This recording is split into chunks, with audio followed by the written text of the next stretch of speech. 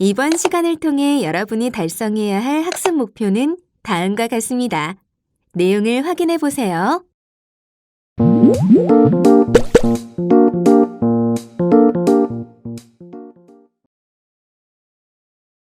안녕하세요, 여러분.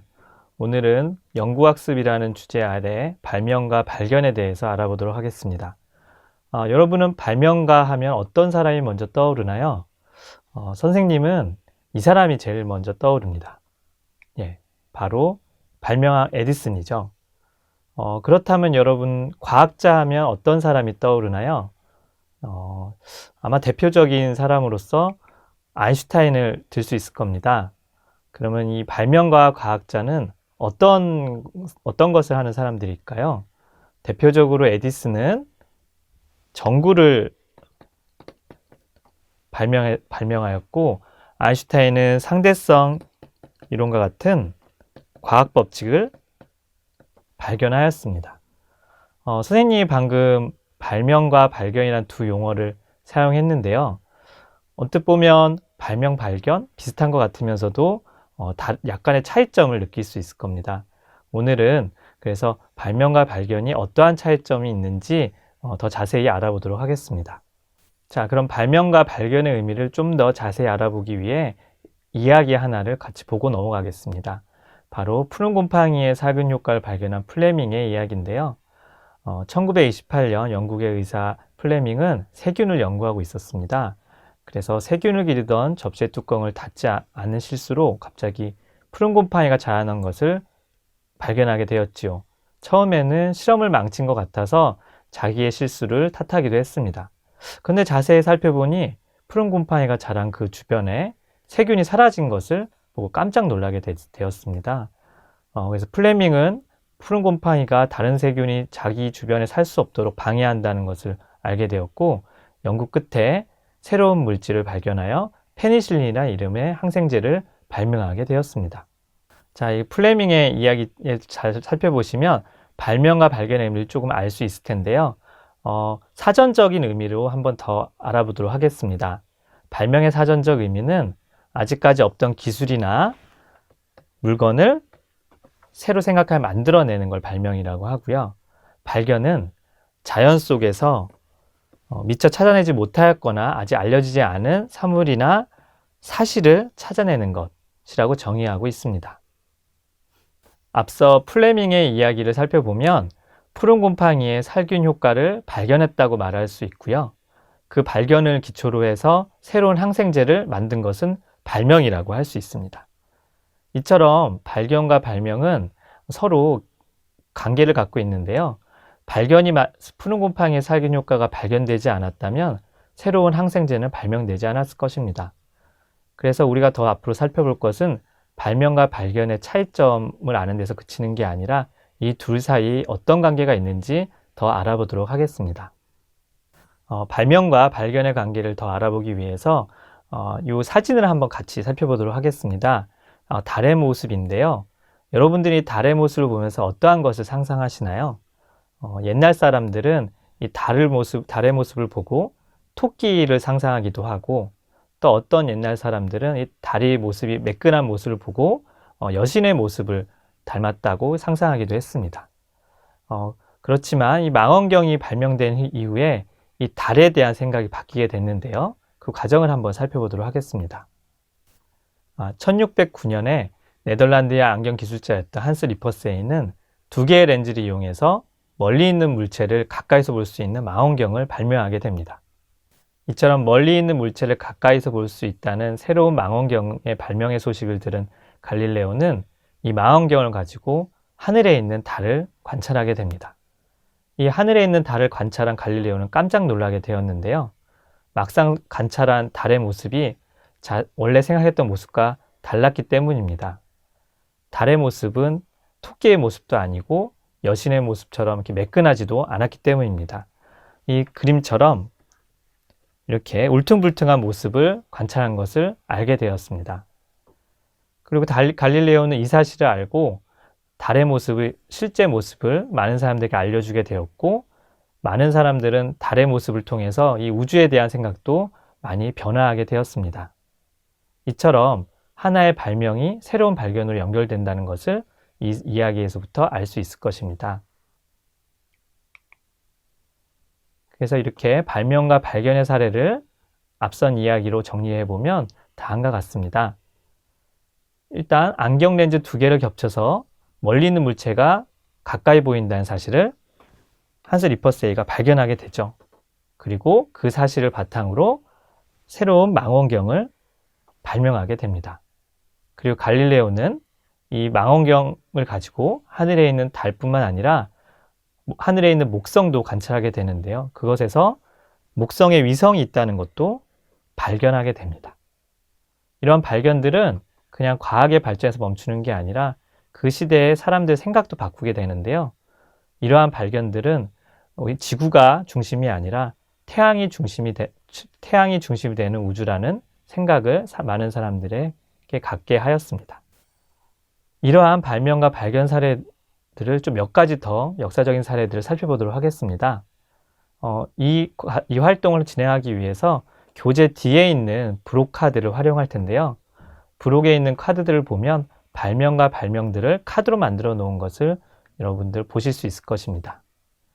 이 사례에서는 지구가 둥글다는 사실이 어떻게 해서 발명과 발견과 연결되는지 알아보는 활동인데요.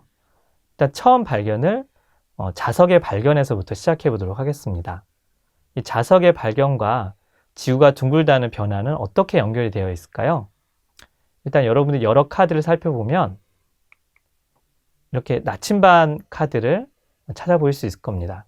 실제로 철이 달라붙는 자석을 발견하게 됨으로써 나침반이라고 하는 것이 발명되게 되는데요. 나침반은 지구의 일정한 방향을 가리키는 도구이죠. 그래서 어디든지 어디에 있어도 남과 북 방향을 알 수 있게 하는 도구입니다. 그 나침반이 발명됨으로써 사람들은 더 멀리까지 정확하게 방향을 찾아서 여행을 할 수 있게 됐고 마침내 1492년에 신대륙을 발견하게 되었습니다. 이처럼 발명과 발견은 이렇게 깊은 서로 상호관계를 갖고 있다는 걸 이 이야기에서도 알 수 있을 것이고요. 또 다른 이야기를 하나 살펴보겠습니다. 생명과학의 발전이 되기 위해서 어떠한 발명 발견이 연관되어 있을까를 살펴보도록 하겠습니다. 마찬가지로 앞서서는 발명 카드로 현미경 발명이란 부분부터 시작을 할 텐데요. 이 현미경도 앞서 마찬가지로 망원경처럼 렌즈의 발명에서부터 시작되게 되었습니다. 이 현미경의 발명됨으로써 아주 미세한 구조도 이제 살펴볼 수 있게 됐는데요. 이 현미경이 발명된 후에 1665년 최초로 세포가 발견되게 됩니다. 드디어 이제 사람의 몸을 구성하는 기본 조직을 세포로 발견하게 된 것입니다. 더 나아가서 17세기 후반에는 아주 작은 생명체인 미생물도 발견하게 되었습니다. 이 미생물과 세포의 발견으로 우리 몸의 건강을 지켜주는 의학이랑 생명과학은 아주 크게 발전하게 되었습니다. 우리가 앞서 살펴본 것처럼 발명과 발견은 아주 복잡한 관계를 갖고 있는데요. 실제로 이런 복잡한 관계를 실제 게임에서는 테크트리라는 이름으로 사용을 하고 있습니다. 이 테크트리라는 말이 익숙하신 학생들이 많이 있을 텐데요. 대표적으로 유명한 문명이란 게임을 보면 이 테크트리가 아주 잘 사용되고 있습니다. 예를 들어서 항해라고 하는 기술을 얻기 위해서는 천문학과 해상직업이라는 먼저 기술들이 발명이 되어야 합니다. 그 외에도 이것과 관련된 과학 기술들이 발명되거나 발견되어야 다음 단계로 넘어갈 수 있죠.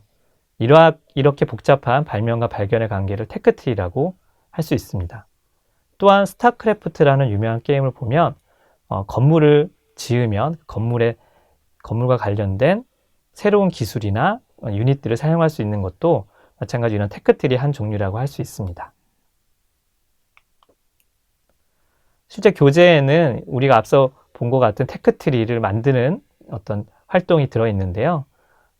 이 활동도 마찬가지로 앞서 보았던 발명 발견 카드를 활용하면 좀 더 재미있게 진행할 수 있을 것 같습니다.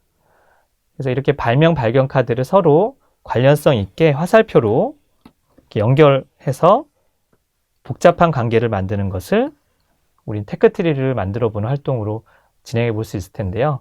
여러분들 나름대로 이 발명과 발견 카드를 활용해서 테크트리를 만들어 보면 좋겠습니다.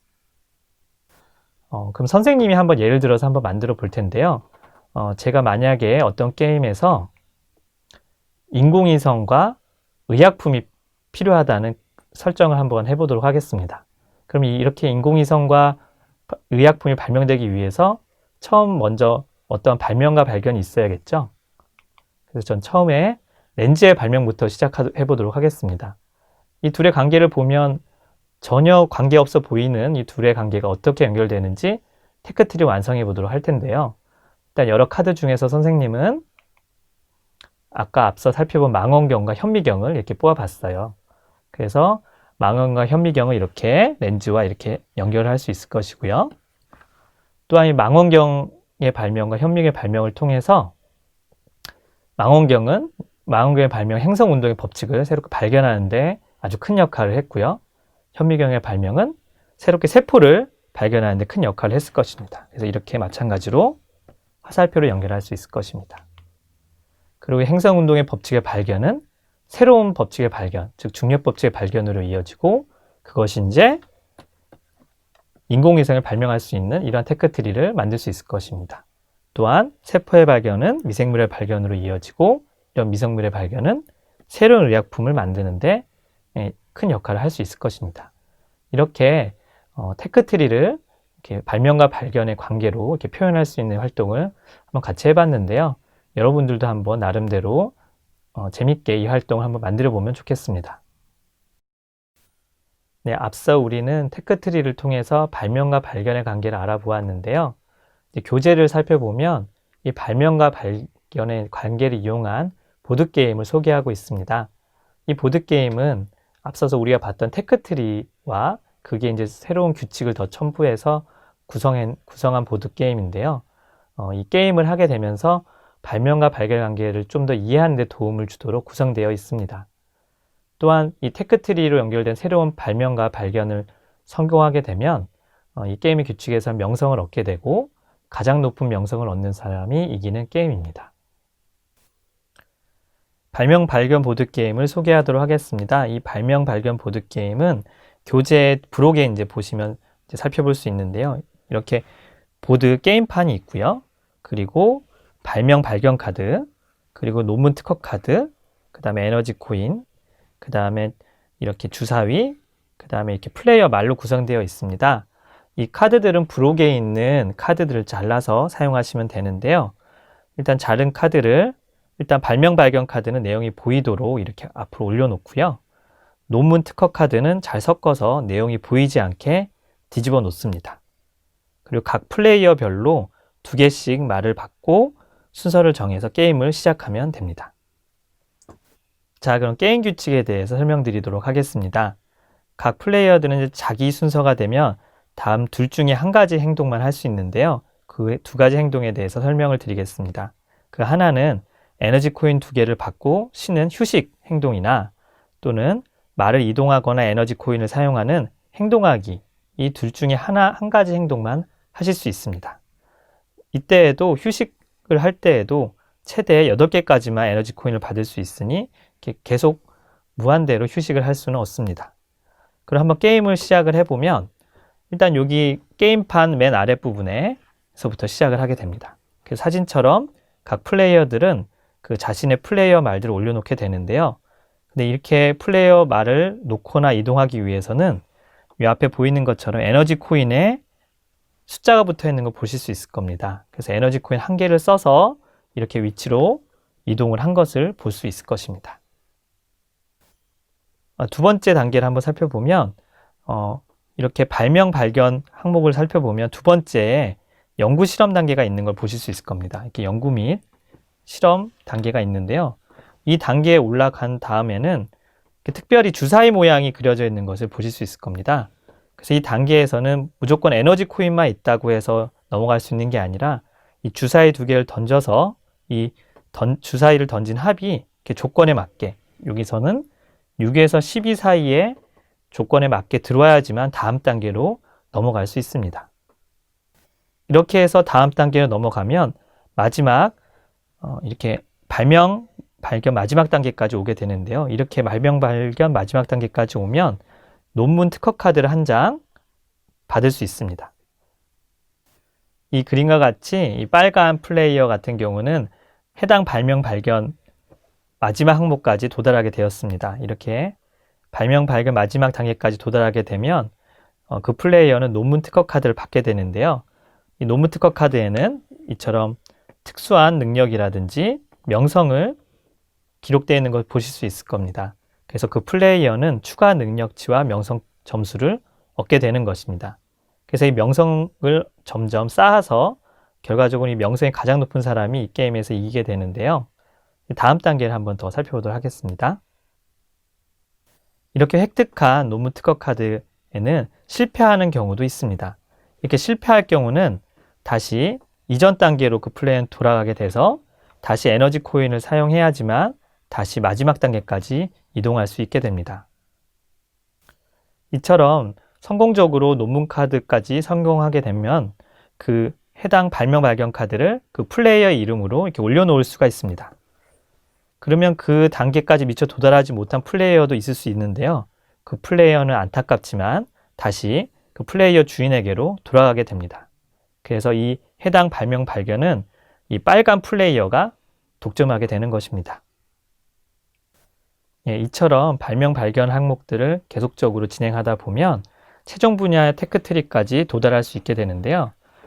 한 사람이라도 이 최종 분야의 테크트리까지 도달하게 되면 게임은 종료되게 됩니다.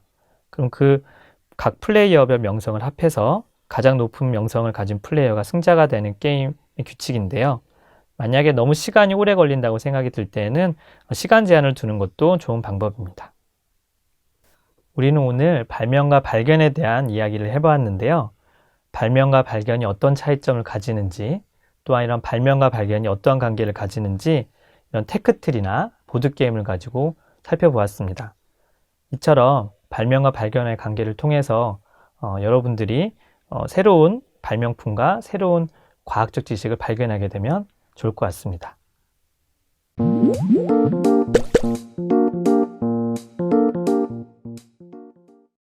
지금까지 학습한 내용을 정리해 보세요.